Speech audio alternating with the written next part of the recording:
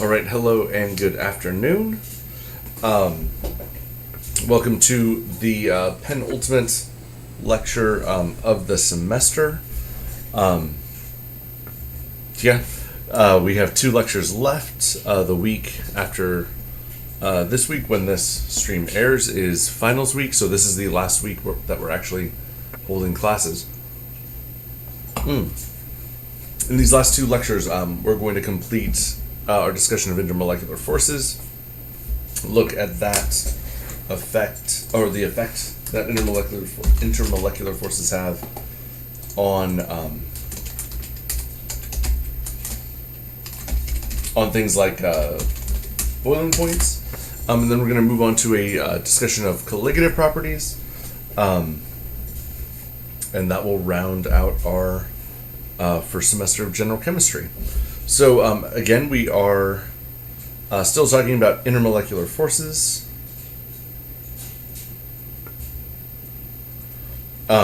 Specifically, we are about to begin a discussion of hydrogen bonding.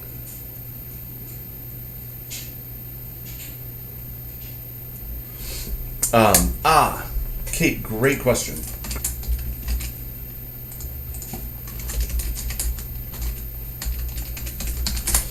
That is correct. So this is the last week of classes, both the lecture and the lab section, and then next week is finals week. So there are no classes held during finals week. Totally. I'll be posting more information about the final. I've been working on it this weekend, and I'd say about halfway done writing the final. As I get closer to having it complete, I'll know more about it, and so I'll post. I don't have the dates that I'm going to open it and close it, but I would expect it to be open and close near the end of finals week, and you can expect I'll have it open and close for the same amount of time that our exams are normally open and closed, but not on the same days. All right, so let's talk about hydrogen bonding. But before we dive into hydrogen bonding, I just want to do a quick refresher that the thing that we want to focus on is the strength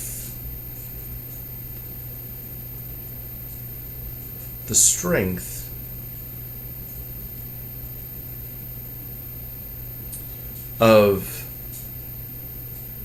the intermolecular forces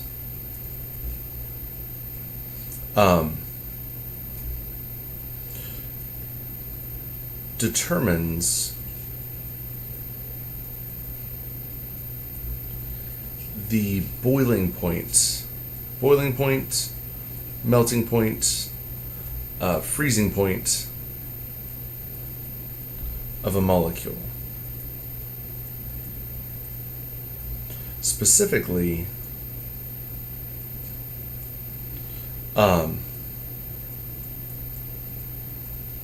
stronger forces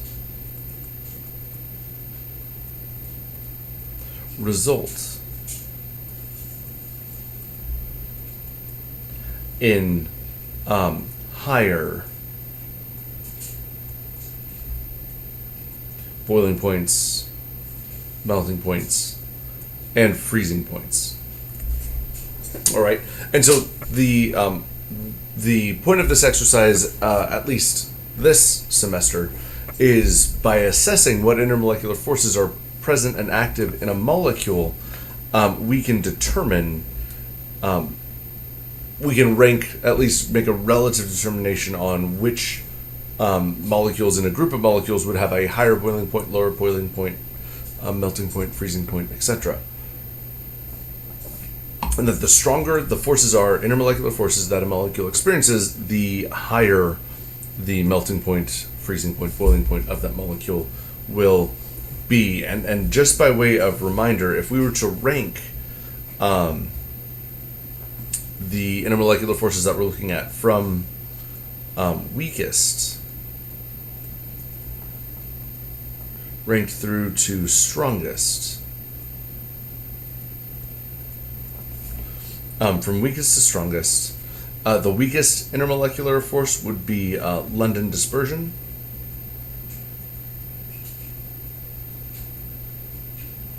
Sometimes just called dispersion forces or van der Waals forces. The middle ground, the medium strength one, would be dipole-dipole.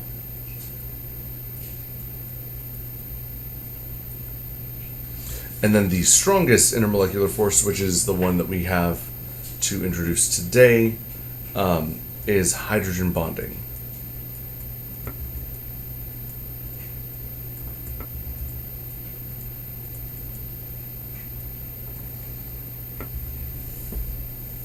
Yes.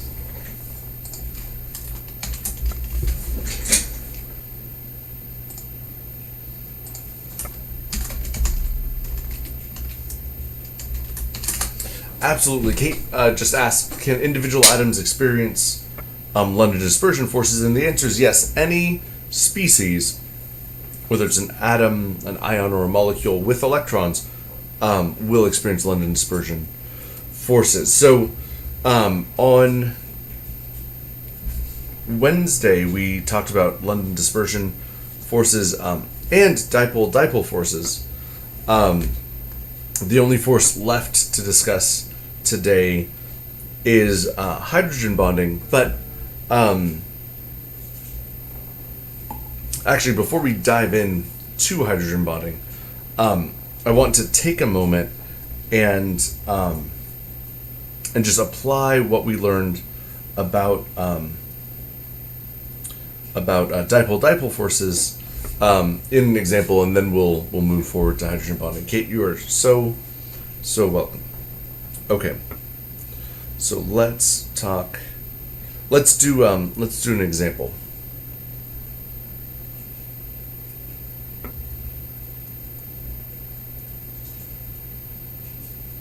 All right, let's do an example. So let's rank the following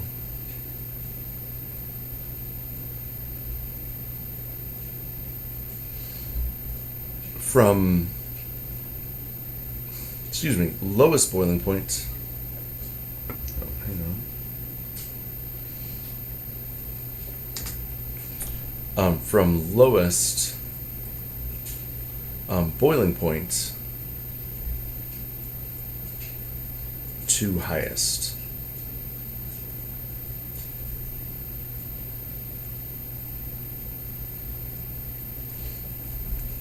All right, so let's rank from lowest boiling point to highest boiling point.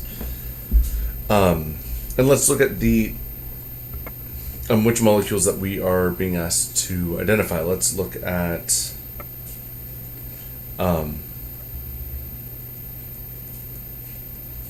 CH4, CCl4, and CHCl3. All right, and actually, gonna space this out just a bit.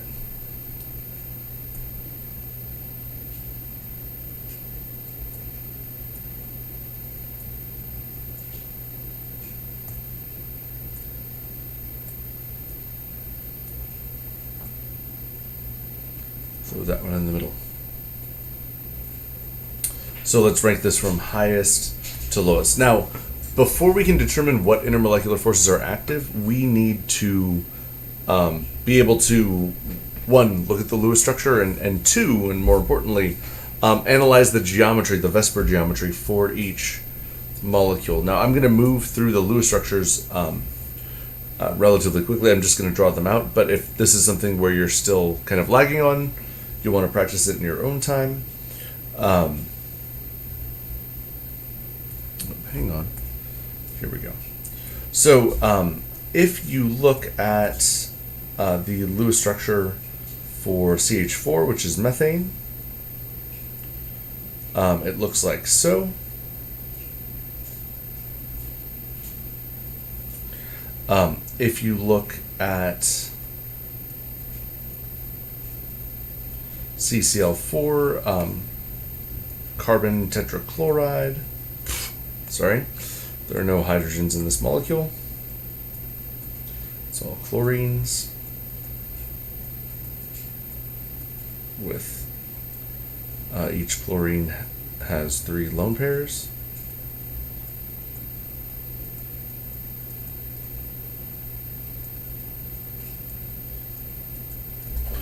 All right, and the last one, carbon monohydride trichloride, better known as chloroform, looks like so.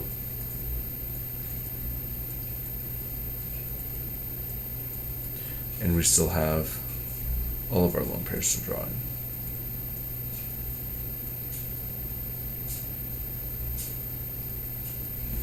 All right. Now, again, in this analysis, we haven't learned hydrogen bonding yet, so we are just looking for, is there a dipole moment in this molecule? And remember, a dipole moment, for a molecule to have a dipole moment, you need 2 things. The first is you need to have polar bonds. If there are no polar bonds in your molecule, then there will be no dipole moment. If you have polar bonds, it's not a guarantee the molecule is polar, because if you have polar bonds and the molecule has the same atom on every position in the geometry, all of those dipoles for each bond will cancel each other out and your molecule will still be nonpolar. So those are the 2 things you have to check for. Let's go ahead and start looking at the difference in electronegativity. Now, for carbon has an electronegativity of 2.5. Hydrogen has an electronegativity of 2.1. So when you calculate your difference in electronegativity for methane, CH4, you go 2.5 minus 2.1. This comes out to be 0.4. Now 0.4, a difference in electronegativity of 0.4 means that your bonds are nonpolar. Nonpolar bonds. And if you have nonpolar bonds, all nonpolar bonds, that means your molecule is nonpolar. So we would say that CH4 only has London dispersion for its intermolecular forces. All right. Let's take a look at carbon tetrachloride. Carbon, we already know, has an electronegativity of 2.5. These will be provided for you on the exam. You don't have to look them up. Chlorine is 3.5. So the electronegativity difference here is 3.5 minus 2.5. So our difference is 1.0. This means that our bonds are polar. So we have polar bonds, but when you look at this molecule, our Vesper geometry, there's 4 groups around our central atom, so our Vesper geometry is tetrahedral, and you'll notice that we have 1, 2, 3, 4 of the same atom on every position in our geometry. That makes our molecule nonpolar because all of the vectors for each polar bond cancel each other out. So because we have 1, 2, 3, 4, every position is the same, that makes the molecule nonpolar. So we have a nonpolar molecule because everything's the same. And because the molecule is nonpolar, the only intermolecular force we have is London dispersion forces. All right, finally, if we look at our final molecule, we've already done the difference in electronegativity calculation for each. We have one bond, our CH bond, is nonpolar. Whoops, I'm out of room there. This bond is nonpolar.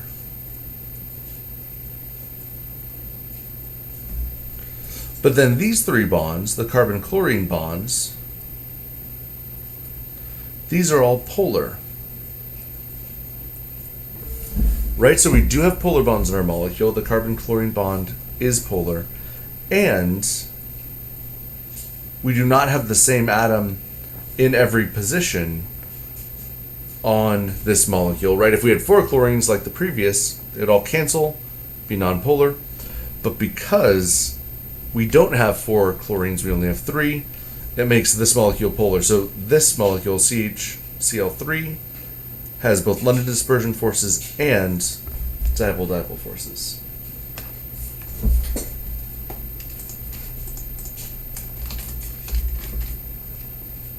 Oops.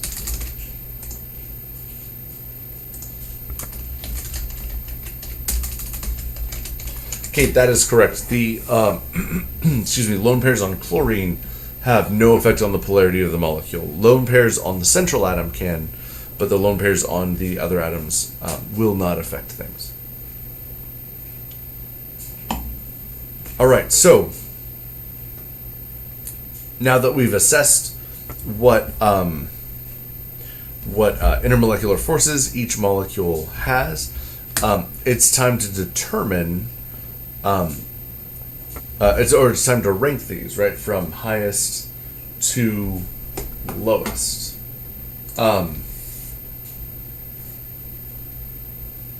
Okay, so first off, we know that our final molecule, chloroform, will have the highest boiling point because it has the strongest intermolecular force, dipole-dipole, right? Whichever one has the strongest intermolecular force will have the highest boiling point. But when it comes to London dispersion, we need a tiebreaker, right? Because CH4 has only as London dispersion forces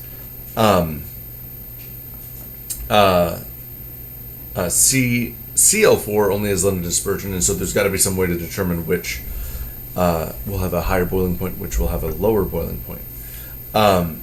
And the way you determine it is when it comes to London dispersion, when you need a tiebreaker, the molecule with the largest molecule will have the strongest London dispersion forces.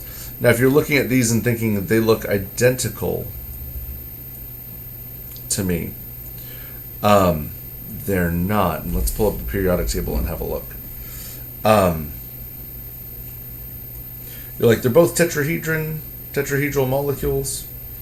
They have 4 single bonds. They look the same size. When you compare these two,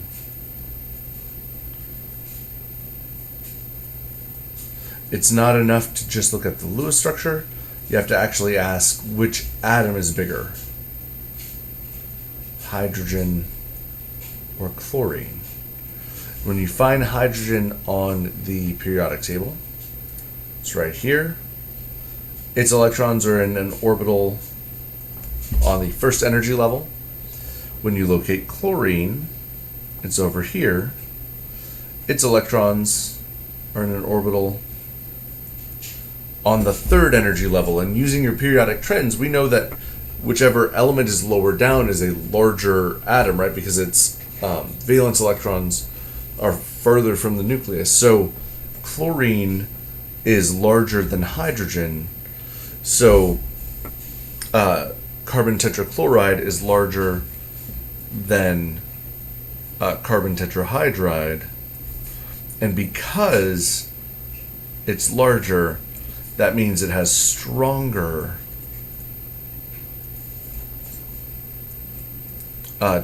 London dispersion attraction. And as a result, we would say that carbon tetrachloride has a higher boiling point than carbon tetrahydride. So we would say, as far as ranking these, our highest is chloroform.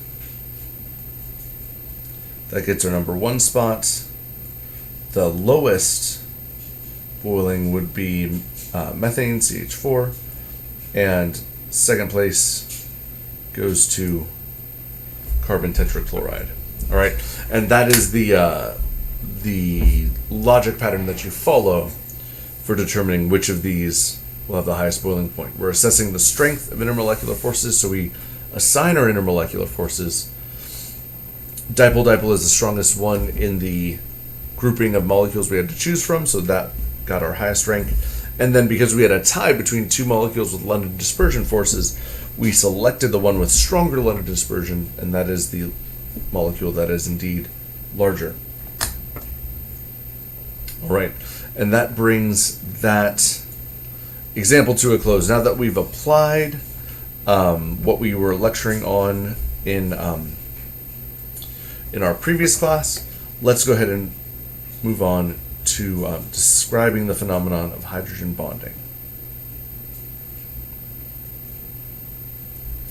All right, you'll remember that we said that London dispersion forces was the weakest because it was based on the attraction between two molecules that they feel for a temporary partial positive charge.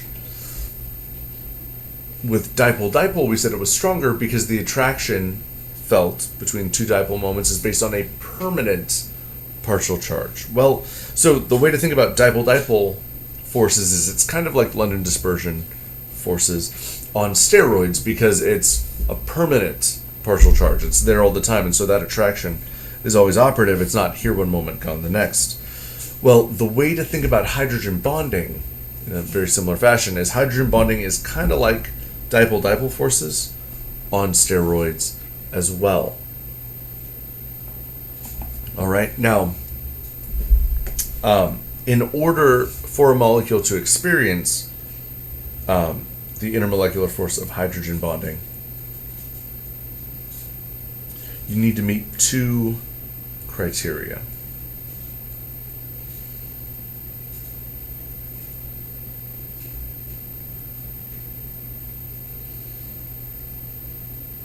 All right, you need two things. First, if a molecule is to experience hydrogen bonding, you need to have a lone pair somewhere on the molecule.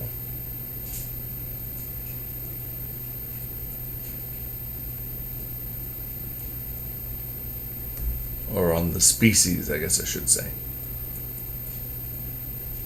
All right, so somewhere in your molecule, somewhere in your species, your ion, what have you, you need a lone pair. It doesn't have to be on the central atom, but it needs to be there. The second thing you need for hydrogen bonding to be operative is you need to have a hydrogen that is directly bonded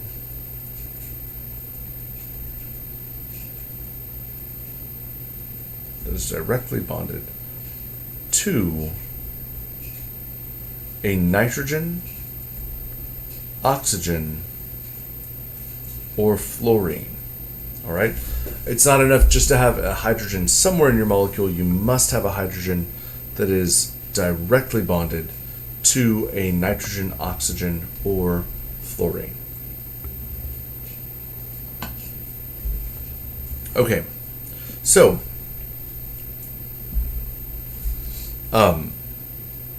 these are the two conditions for hydrogen bonding. Now that we know what they are, let's talk about what it is, how those bonds form, and a little bit more about the subject. All right, so let's look at hydrogen bonding in water.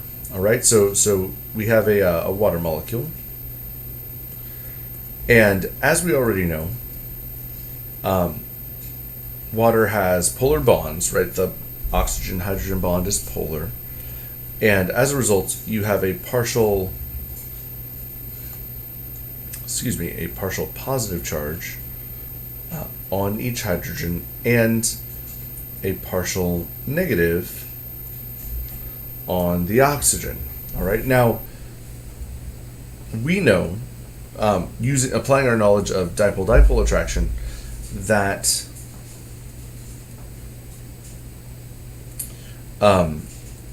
the partial negative on oxygen is attracted to the partial positive on hydrogen, and so we know that a second water molecule, when it approaches the first one, that the oxygen on the second one will approach one of the two hydrogens on the first, because the opposite charges attract each other, right?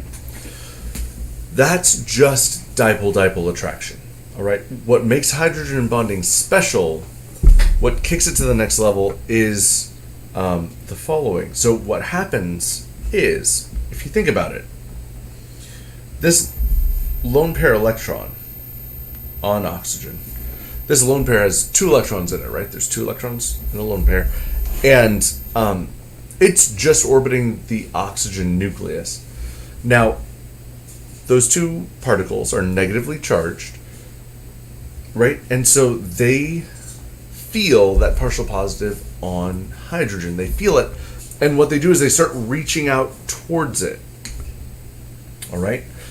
They're not being used in a bond right now. They're just floating around in space. They feel that partial positive, and they reach towards the hydrogen on the other water molecule, and they almost form a bond. They don't form a bond. They don't quite form a covalent bond, but they start reaching towards that hydrogen as if they want to make a bond, as if they want to form a covalent bond. Now, that hydrogen appreciates the electron's attention because that hydrogen has a partial positive charge, right? Its electrons, the electrons in its bond, are spending most of their time on oxygen. That's why it's electron deficient. That's why it has a partial positive. So it appreciates the attention of this other water molecule's lone pairs, but it does not form a bond with that second oxygen. It's not going to leave its water molecule and join this one.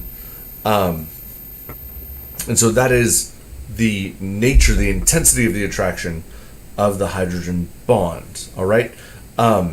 This is something that we've all seen in nature. All right. We have all seen this happen before.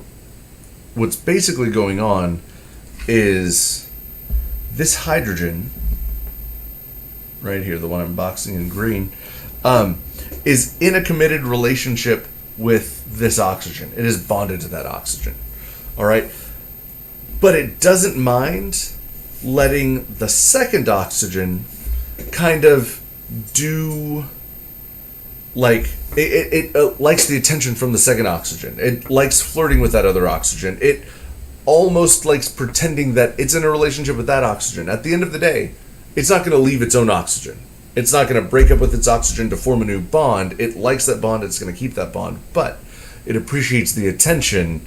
It likes flirting and letting the other oxygen do things for it. But it's not going to commit and form a new bond. It's going to stay bonded to its original oxygen. So that's the heart of hydrogen bonding. It is a intermolecular tease where you almost make a bond. So it's a very strong force, but a new bond is not actually made. All right, that is the sad nature of hydrogen bonding. Now let's do a little let's do a little nomenclature, a little vocabulary. So this right here is the hydrogen bond. It's not actually a bond, but that's how you draw it. You draw it with a series of horizontal lines in between the lone pair and the hydrogen that are involved in the hydrogen bond. So if someone asked you to draw a hydrogen bond, that is how you draw it. The molecule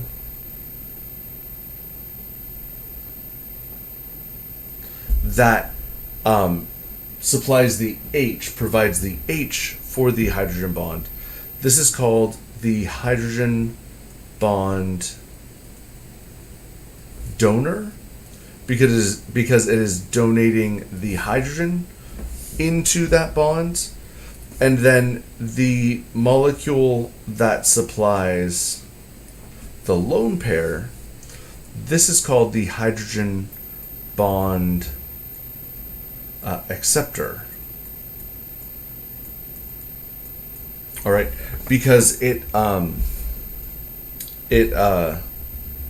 is accepting the hydrogen from the other molecule. Again, no bonds are broken or formed in the making of this hydrogen bond. I feel like that's the disclaimer in the movie, right? No animals were harmed in the making of this film.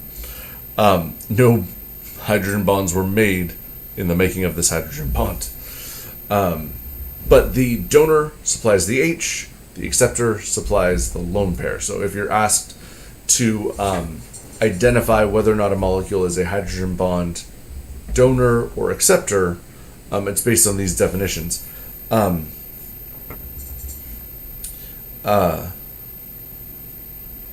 hydrogen bond donor, well here, I'm going to put a new slide. The definition of a hydrogen bond donor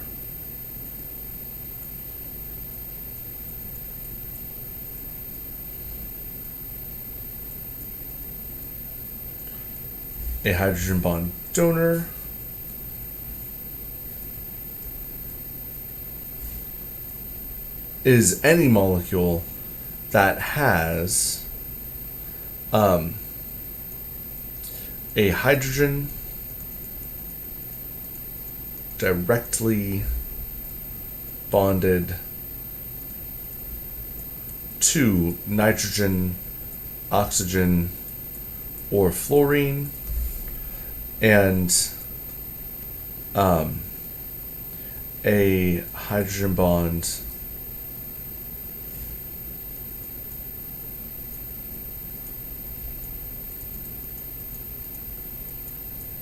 acceptor is anything with a lone pair.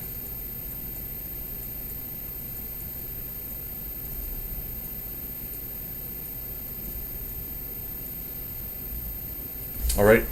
Anything with a lone pair is the acceptor. Anything with a hydrogen that is directly attached to nitrogen, oxygen, or fluorine is the donor. All right. So that is what we are. That's kind of the anatomy what a hydrogen bond is made of. Something to keep in mind is so for example, if you were to look at for example, the molecule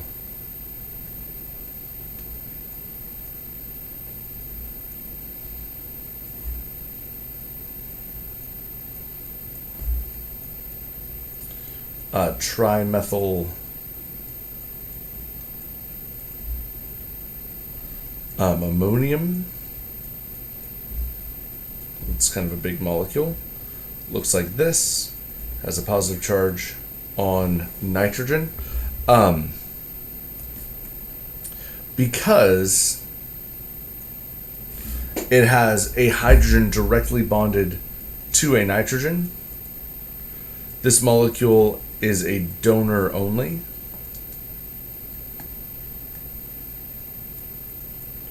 It can be a hydrogen bond donor, but it is not an acceptor. If you had a molecule like trimethyl ammonia,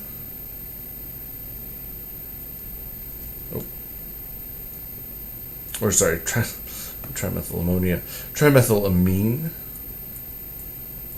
which looks like this.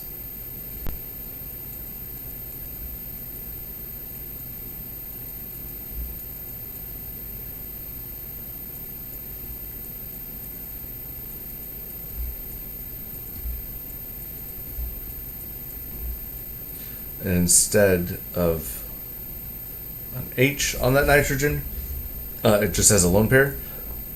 This is an example of a molecule that is a hydrogen bond acceptor only.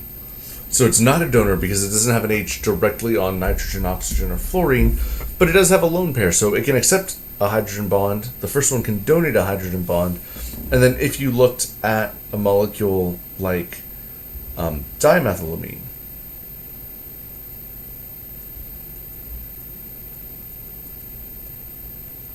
which looks like so.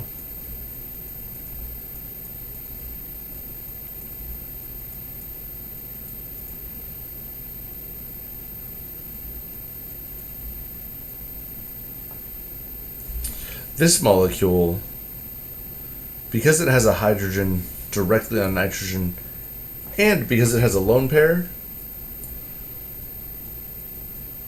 this is both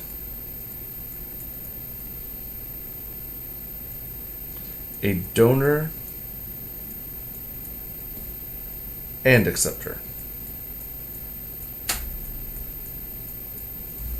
All right, it's both a donor and acceptor because it has the hydrogen directly on a nitrogen and it has a lone pair. So there are some molecules that can only accept a hydrogen bond. There are some molecules that can only donate a hydrogen bond.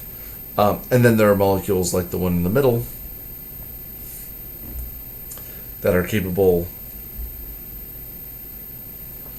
of being a donor and an acceptor. And something to keep in mind is only the molecules that can both be donors and acceptors experience hydrogen bonding and have that affect their boiling point or melting point. All right, so that is what's operative when you're determining which intermolecular forces are present in a molecule. All right, so with that in mind, let's go ahead and do let's do a few examples. Let's see, we're going to bring back the question we asked earlier. Let's rank the following from lowest boiling point to highest boiling point.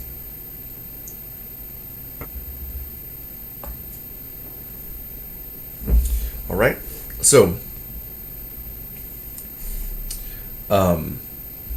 let's go ahead and look at a few examples.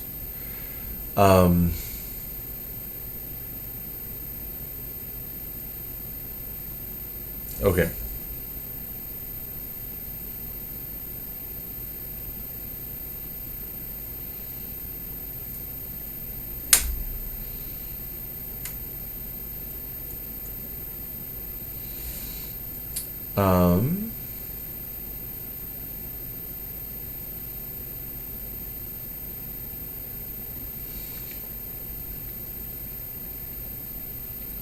How about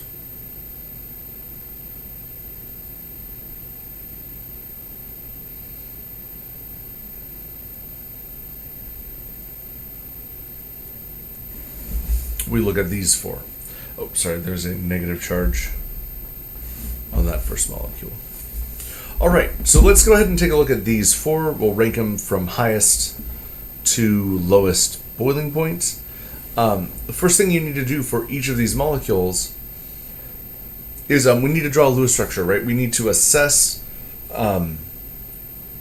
their structure. We need to be able to look at it and determine, is it polar or non-polar? Do we have hydrogen bonding in present in the molecule? Oh, you know what?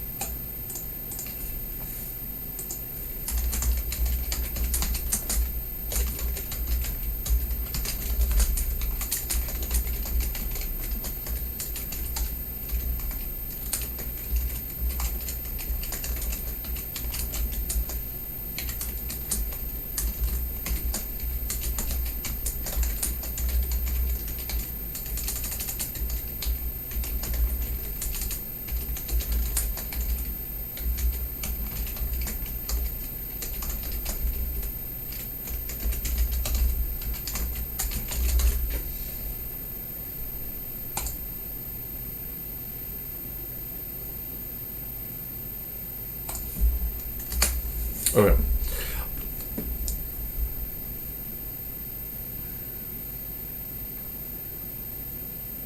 Actually, you know what? I'm so sorry. I'm going to change.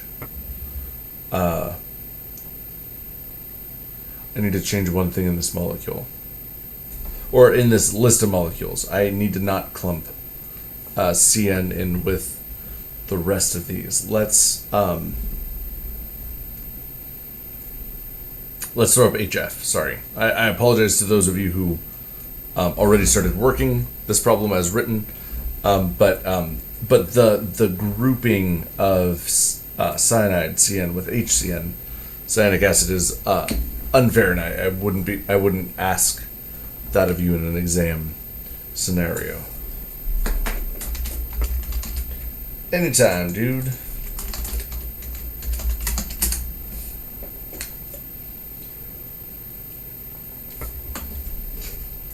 All right, so let's go ahead and take a look. All right, so with HF, so our Lewis structure for HF looks like this. Our Lewis structure for HC, oh wait, hang on, I'm missing 3 lone pairs. You'll see why that's important in a moment. HCN looks like so. CO2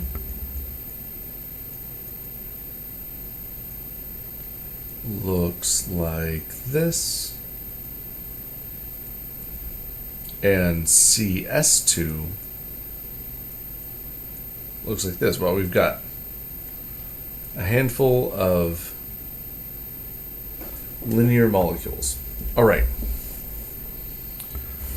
So let's go ahead and take a look here. So hydrogen has an electronegativity of 2.1. Fluorine is 4.0. So when it comes to, whoa, that looks like a degree symbol. 4.0. So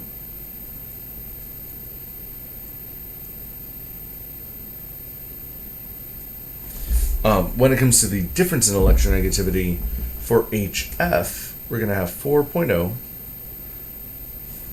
minus 2.1. This comes out to be 1.9. That means we have polar bonds.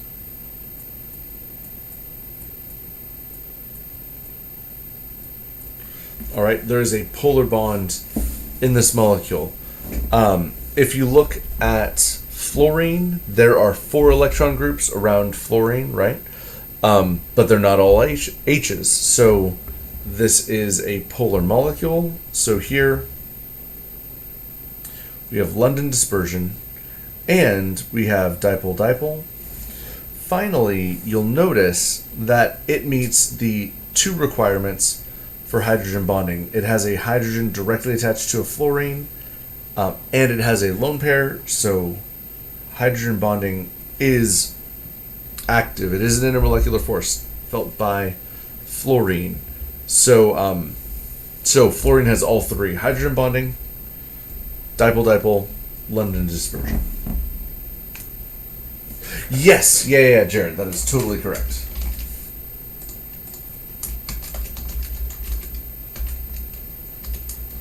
Absolutely. All the intermolecular forces stuff, all the molecular orbital stuff, that's all final material only, but not exam 4. Totally. All right, so hydrofluoric acid, HF, has all 3 intermolecular forces active. Let's go ahead and look at HCN. All right, first we need to look at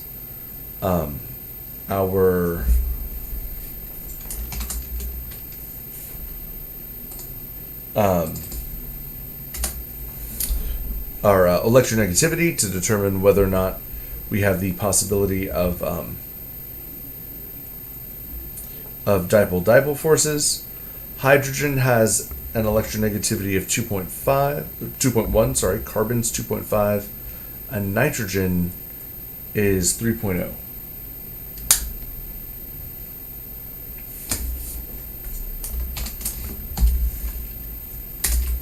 Oops.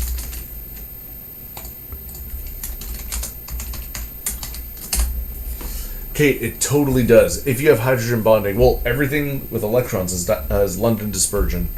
But the molecules that can hydrogen bond with themselves will also experience dipole-dipole. So if you see hydrogen bonding, you know you've got all three, you can move on to the next one. I wanted to do each step just to kind of, again, we're still reinforcing the process, how you go about this. So I'm being more meticulous than necessary, but that is a great, quick tip. If you see hydrogen bonding in a molecule, you know you have the other two. And then you can go on to assess the next one. All right. Okay. Let's take a look at HCN. So first, we need to look at our electronegativity differences. If you look at the hydrogen-carbon bond, carbon's 2.5, hydrogen is 2.1, comes out to be 0.4. Sorry, not 0.0. 0.4. So this is nonpolar.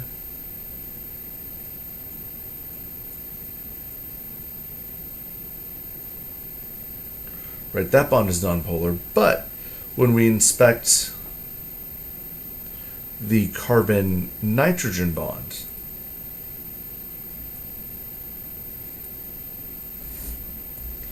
this bond is polar.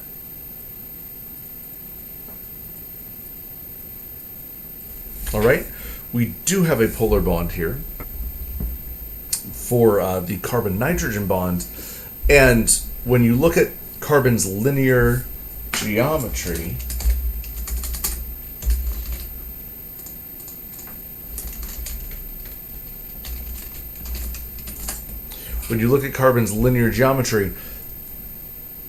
you don't have a nitrogen on either side. So because if you had two nitrogens on either side of carbon, they would cancel, the molecule would be nonpolar. But because we don't, we do have a polar molecule. All right? So we have London dispersion. We have dipole-dipole. Now, do we have hydrogen bonding? Now, this is where you got to be careful. All right? Because to have hydrogen bonding, you need two things. One, you need a lone pair, which we have. But two, you need to have a hydrogen directly attached to nitrogen, oxygen, or fluorine. And here, that hydrogen is directly attached to carbon, so we do not have a hydrogen bonding in this molecule. So we just have London dispersion and dipole-dipole. All right, so those are the only two operative there. Let's go ahead and look at CO2. Carbon, we already know its electronegativity is 2.5. Oxygen's is 3.5.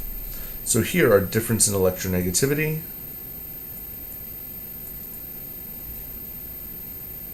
is 1.0. This definitely means that our carbon-oxygen bonds are polar. We have polar bonds here. But carbon's molecular geometry is linear, and you have the same group on either side, so we know that this molecule is nonpolar. We have a nonpolar molecule because those dipoles cancel each other because we have the same atom on every position. So this is a nonpolar molecule,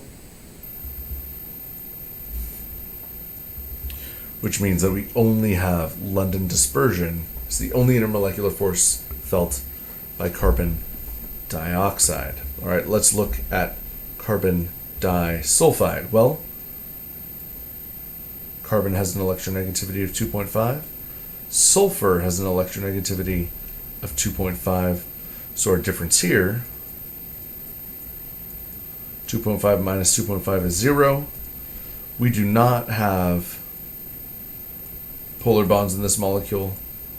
We only have nonpolar bonds, So there is no dipole, no possibility for dipole. Carbon disulfide only has London dispersion. All right. Now we're ready to assess our rank. The highest rank is going to go, the highest boiling point is going to, here, we're told to go from lowest to highest. I'm going to switch that around.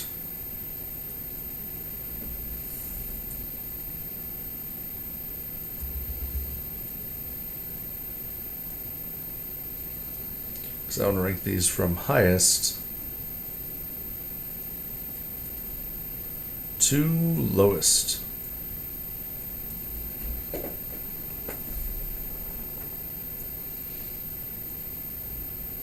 All right, so the highest is going to go to HF, right? And it has the highest boiling point because it has hydrogen bonding. Second place is another easy assignment that goes to HCN because it has dipole-dipole, and the other two candidates here only have London dispersion. All right. Now, when you have two molecules that have London dispersion, how do you break that tie? And the answer is you pick the molecule that is large. The one that's larger will have stronger London dispersion forces. All right, and so we need to know which one is larger, which one's smaller. And again, this is another scenario where you can't tell by looking at the Lewis structure.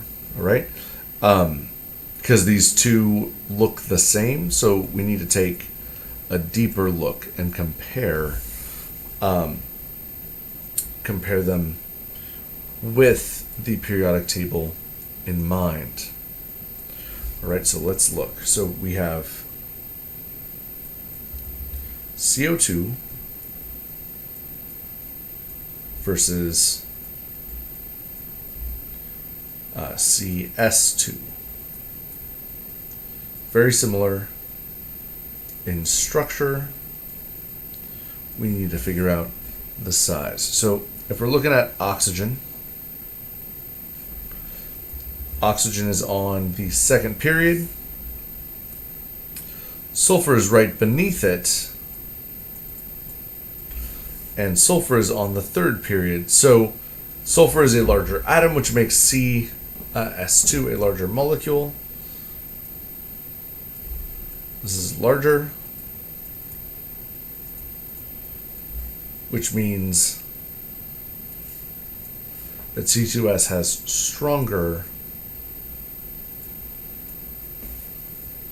London dispersion attraction. So, excuse me, as far as, my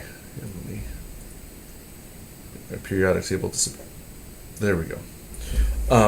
Because sulfur is a larger atom than oxygen, CS2 is a larger atom than CO2, and so our rank of third goes to carbon disulfide, followed by last and least is carbon dioxide. All right, we'll have the lowest boiling point of all of these molecules. All right, let's do another example just to get our reps in here. Same problem, rank from highest boiling point to lowest. Let's look at, let's see. Let's do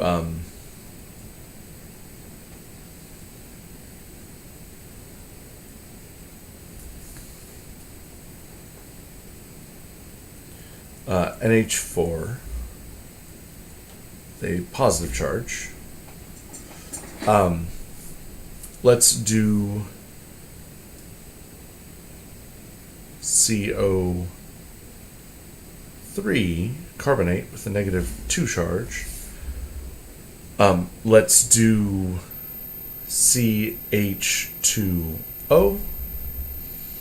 No charge on that one. And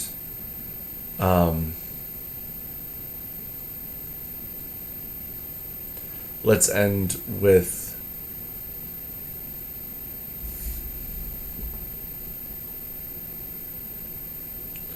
NF2H. All right, so let's analyze each of these molecules for what intermolecular forces they each experience, and then we'll rank these from the highest boiling point to the lowest boiling point. So this always starts with drawing out the Lewis structures, which I'm just going to do for the sake of time, but it's always good to get that practice in. So ammonium polyatomic ion has a Lewis structure that looks like this. Carbonate has a Lewis structure that looks like so. We've got a lot of lone pairs to fill in.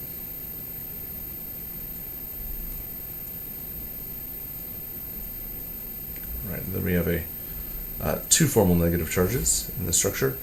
Formaldehyde is going to look similar to carbonate, actually.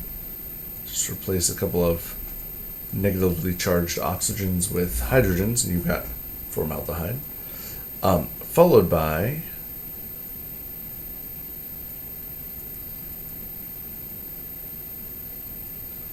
nitrogen difluoride, hydride, monohydride. And each fluorine will have 3 lone pairs, as well as nitrogen having 1. All right, I'm gonna scoot this over just a little bit.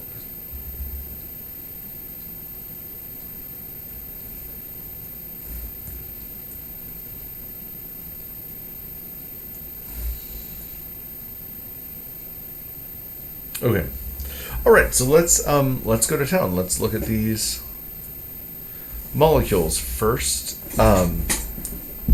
We need to assess polarity, right? We know right off the bat that each one of these has London dispersion because they all have electrons. But we need to look to see which one of these are polar versus nonpolar. Nitrogen has an electronegativity of 3.0. Hydrogen has an electronegativity of 2.1. So when we calculate the difference in electronegativity for NH4, we have 3.0 minus 2.1. So our electronegativity difference is 9.0. But here, this definitely is a polar bond.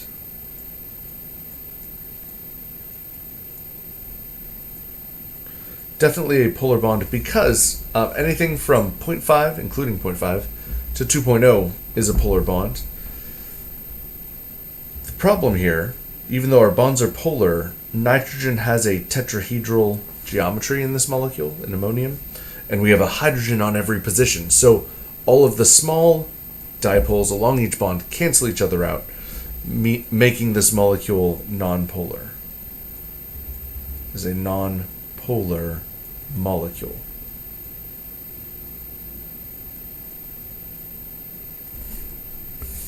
So the only intermolecular force experienced between different ammonium ions is London dispersion. All right, let's look at carbonate. So carbon has an electronegativity of 2.5, oxygen is 3.5. So our electronegativity difference here, 3.5 minus 2.5 is 1.0. So again,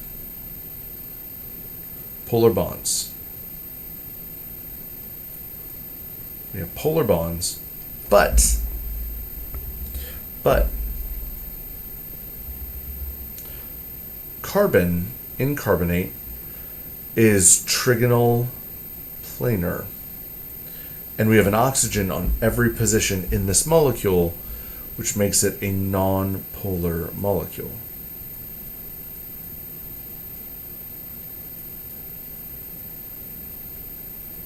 All right, it is a non-polar molecule. All those dipoles cancel each other, so we only have London dispersion. All right, moving right along. So we have formaldehyde. Carbon has an electronegativity of 2.5. Hydrogen's 2.1. Oxygen is 3.5. Now we have got two different types of bonds here. First, the carbon-hydrogen bond, 2.5 minus 2.1, is 0.4. That is a nonpolar bond.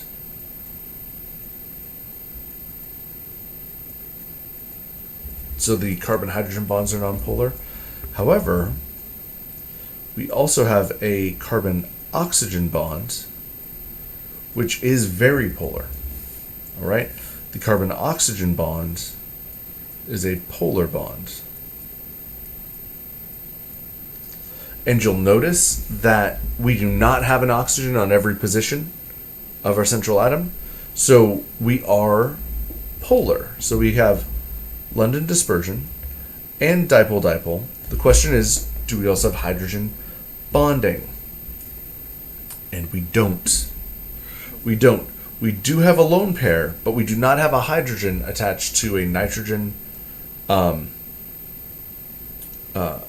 oxygen, or fluorine. The hydrogen is on carbon, so there's no hydrogen bonding. Kind of like in the first example, we did have a hydrogen on nitrogen, but then there's no lone pair. You need both present in order to hydrogen bond with another molecule of the same kind. All right, so just London dispersion and dipole-dipole. Let's look at our final molecule. Nitrogen has an electronegativity of 3.0. Fluorine is 4.0, and hydrogen 2.1. So we have the nitrogen-hydrogen bond, 3.0 minus 2.1, 0.9. That is polar. We also have nitrogen-fluorine. Whoops, let me get my color correct.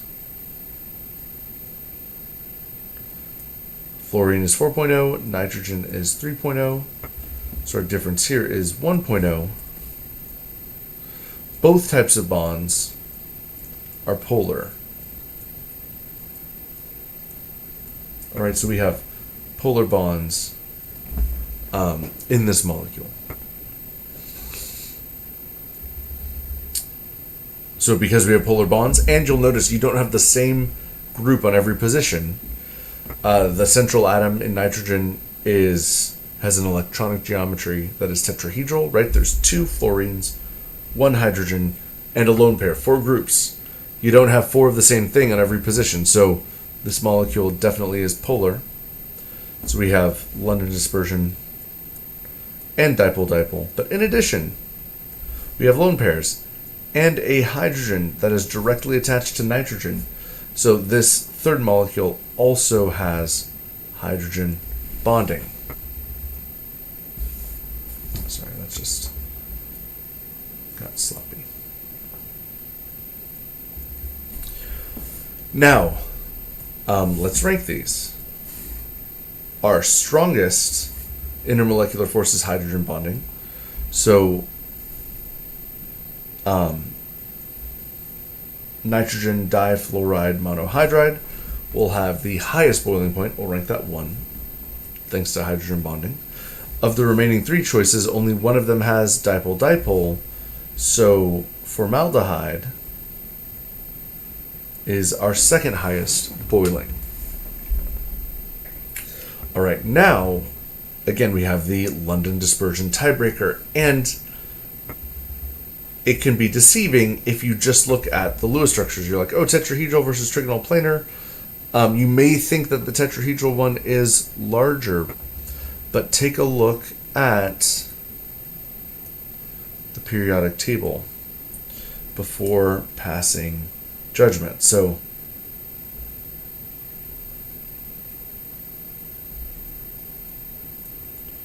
if you look at ammonium,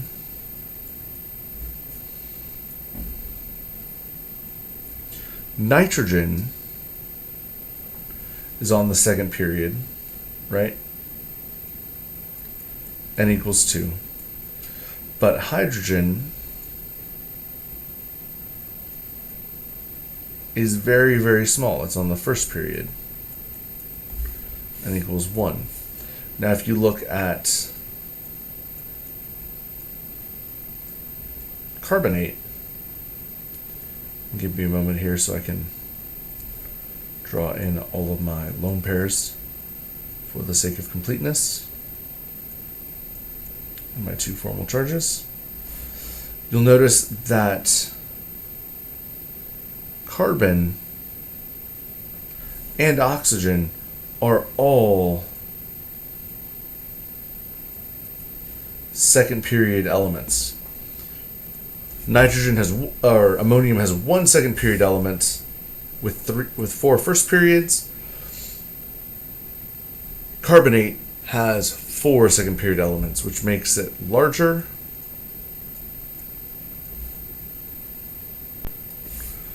Which gives it stronger London dispersion, which in turn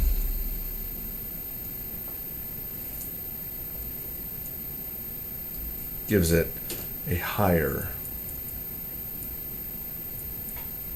boiling point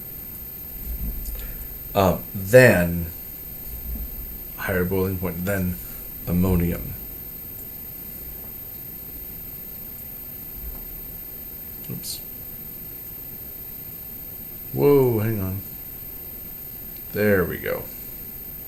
Wait, nope, not that one. This one. There it is.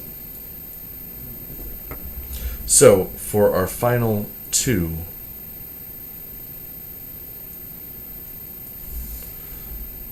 we would say that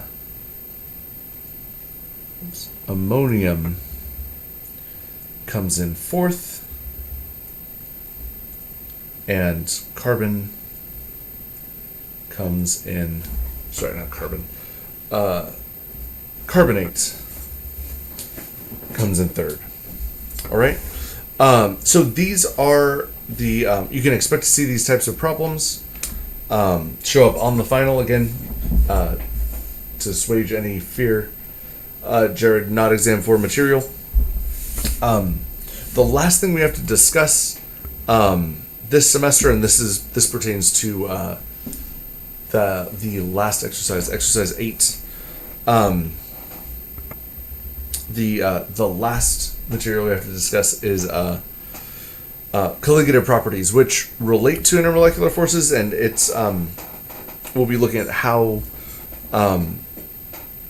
boiling point and freezing point change as you add a solute to your pure substance. However, I don't want to dive in right now, just with the remaining minutes of lecture, because it'll be fractured. I'd rather keep that all together. So we're gonna